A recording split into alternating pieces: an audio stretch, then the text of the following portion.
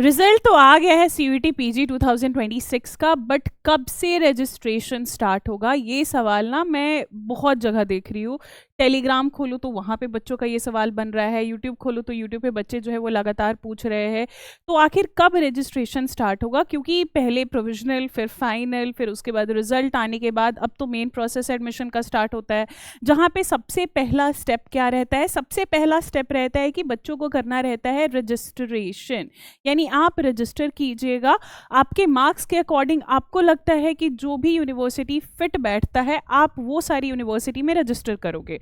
क्योंकि अब एनटीए क्या कर रहा है, अब एनटीए जो है वो साइड हट रहा है, एनटीए का काम यहाँ खत्म हो चुका है और सारी यूनिवर्सिटी अब लीड करेंगे, यानी इंडिविजुअली। सबसे पहले तो ये जानिएगा कि ये जो रजिस्ट्रेशन होता है ये इंडिविजुअल यूनिवर्सिटी का होता है, यानी कि आपको जैसे फॉर्म था ना, फॉर्म आपने एक भरा और बहुत सारी यूनिवर्सिटी का एक ही जगह से फॉर्म, एग्जामिनेशन, रिजल्ट सब कुछ एक जगह हुआ। लेकिन रजिस्ट्रेशन क्या होता है कि अगर आप डीयू में जाना चाहते हो तो डीयू की रजिस्ट्रेशन करोगे, जेएनयू जाना चाहते हो तो जेएनयू की रजिस्ट्रेशन करोगे, आप बीएचयू जाना चाहते हो, टिस्ट जाना चाहते हो तो इंडिविजुअली आपको सारे वेबसाइट पे, जितने भी ऑफिशियल सारे ये यूनिवर्सिटी की वेबसाइट है वहाँ पे आपको विजिट करना पड़ेगा और उनके एडमिशन वाले सेक्शन में हमेशा रिफ्रेश करके आपको जो है वो इन्फॉर्मेशन गेन करना पड़ेगा। बट वही सवाल होता है कि भाई किस तरीके से। तो देखिए इस बार हमारा रिजल्ट जो है वो कब आया है? हमारा रिजल्ट जो है वो 2026 का 24 अप्रैल को आया है ना। और अगर हम पिछले बारी का रिजल्ट देख ले, यानी कि 2025 का रिजल्ट देख ले, तो रिजल्ट आपका 6 मई को आया था और एक हफ्ते के अंदर अंदर हमें ना बहुत सारी यूनिवर्सिटी का प्रोसेस दिखना शुरू हो गया था।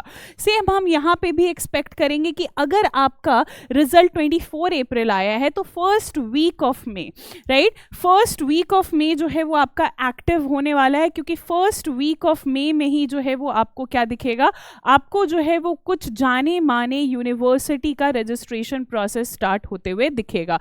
जैसे कि ये फर्स्ट वीक ऑफ मई में किसके इंफॉर्मेशन आपको पक्का से पक्का मिलने वाले हैं, वो है डीयू के एंड आपके जेएनयू के। डीयू जो है वो हर बार की तरह इस बारी भी बाजी मारने में सबसे आगे है, क्योंकि उसकी ऑलरेडी ब्रोशर, उसकी ऑलरेडी बुलेटिन वगैरह जारी हो गई है। तो डीयू का सबसे पहले आपको रजिस्ट्रेशन दिखेगा फर्स्ट वीक ऑफ में, और उसी के कुछ दिन के बाद आपका जेएनयू जो है वो अपने रजिस्ट्रेशन को स्टार्ट करेगा। दोनों की रजिस्ट्रेशन फी जो है वो अलग लगेगी। पिछली बारी जो सबसे लास्ट यूनिवर्सिटी हमें देखने को मिला था, टॉप यूनिवर्सिटी में जो सबसे लास्ट था वो था हमारा बीएचयू, क्योंकि बीएचयू के साथ ये केस हुआ था कि बहुत सारे बच्चे डीयू में ऑलरेडी एडमिशन लेके बैठ गए थे, जेएनयू में ऑलरेडी एडमिशन लेके बैठ गए थे, और उसके बाद बीएचयू का रजिस्ट्रेशन प्रोसेस स्टार्ट हुआ था। यानी एक तरफ डीयू अपना स्पॉट राउंड चला रहे हैं तो दूसरी तरफ बीएचयू अभी अपना एडमिशन का प्रोसेस ही चालू किया था, इसीलिए वहां पे एडमिशन भी लेट हुई थी और वहां पे सेशन भी जो है वो लेट ही शुरू हुआ था एज कंपेयर टू बाकी के जो यहाँ पे यूनिवर्सिटी दिख रहे हैं। तो ये आप फर्स्ट ऑफ द मे आप ये एक्सपेक्ट कर सकते हो। सेकेंड ऑफ द मे कितना भी कम, तो फर्स्ट वीक ऑफ मे के लास्ट में आपको जेएनयू से भी अपडेट मिल ही जाएगा। एंड बीएचयू का आपको थोड़ा वेट करना पड़ेगा, बीएचयू का somewhere around mid of the May आपको जो है वो मिल जाएगा।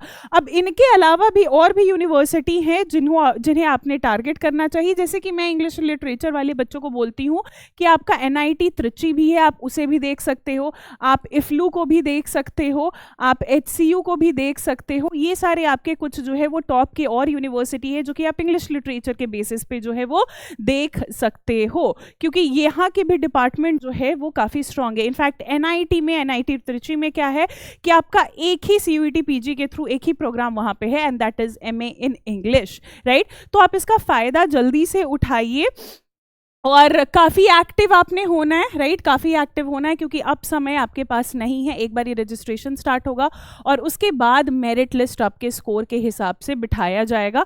मेरिट लिस्ट भी याद रखिएगा कि मल्टीपल आते हैं। फर्स्ट मेरिट लिस्ट जब निकलता है तो फर्स्ट मेरिट लिस्ट वाले बच्चों का काउंसलिंग प्रोसेस स्टार्ट होता है, फिर उसके बाद आपका जो है वो उनकी काउंसलिंग एंड एडमिशन हो जाती है, तो सेकेंड लिस्ट, थर्ड लिस्ट और फिर सीटें अगर बच जाती है, इनफैक्ट फोर्थ लिस्ट तक भी हमें दिखता है। डीयू जैसे यूनिवर्सिटी BHU जैसे यूनिवर्सिटी। अगर फिर भी सीटें खाली हो जाती है तो स्पॉट राउंड देखने को मिलता है, यानी कि अब कितना भी समय है तो 1 हफ्ते के बाद हमें सब जगह दिखने लग जाएगा, सबकी रजिस्ट्रेशन प्रोसेस जो है वो स्टार्ट हो जाएगी।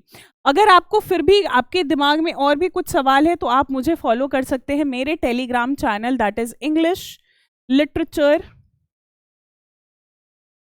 PWCUET